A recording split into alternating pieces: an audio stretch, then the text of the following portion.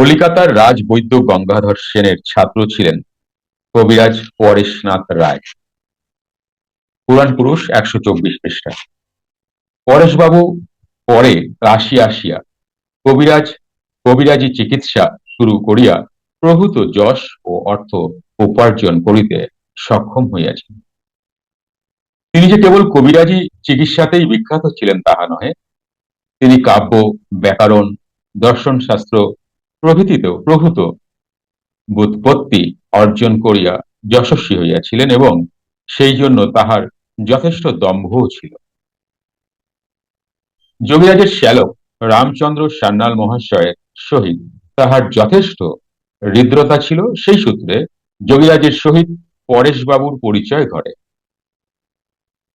পরেশবাবু চরকের একটি টীকা রচনা করিয়াছিলেন চরকের একটি টীকা রচনা করিয়াছিলেন।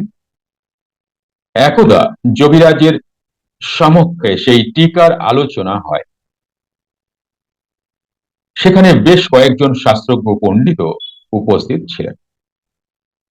টীকার অংশ বিশেষ পাঠের পর তিনি সকলের অভিমত জানিতে ইচ্ছা করিলে পণ্ডিতগণ উচ্চ প্রশংসা করিতে লাগিলেন। কিন্তু যোগীরাজকে মৌন দেখিয়া পরেশবাবু জিজ্ঞাসা করিলেন, কেমন হয়েছে, আপনি কিছু বললেন না? যোগীরাজ শান্ত কণ্ঠে বলিলেন, সবই ভুল হয়েছে।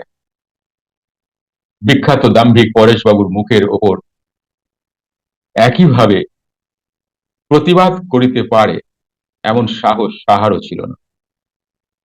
তাই সকলে হতভম্ব হইয়া মুখ চাওয়াচাই করিতে লাগিলেন। ক্রুদ্ধ পরেশবাবু নিজেকে কিছুটা সংযত করিয়া লইয়া বলিলেন, আপনি চরক সম্বন্ধে কি জানেন? যোগীরাজ মৃদু হাসিয়া বলিলেন, যাহা সঠিক তাহাই জানি। আগের দিন এই নিচে ছোট করে লেখা রয়েছে, আগের দিন আমরা পড়ে গিয়েছিলাম যে যোগীরাজ বলছিলেন আমি আবার মাছ খেলাম কবে, তাই না? তো এই জায়গায় মাছ খেলেন অথচ বলছেন আমি আবার মাছ খেলাম কবে। তো এখানে গীতা কি বলছেন দেখো।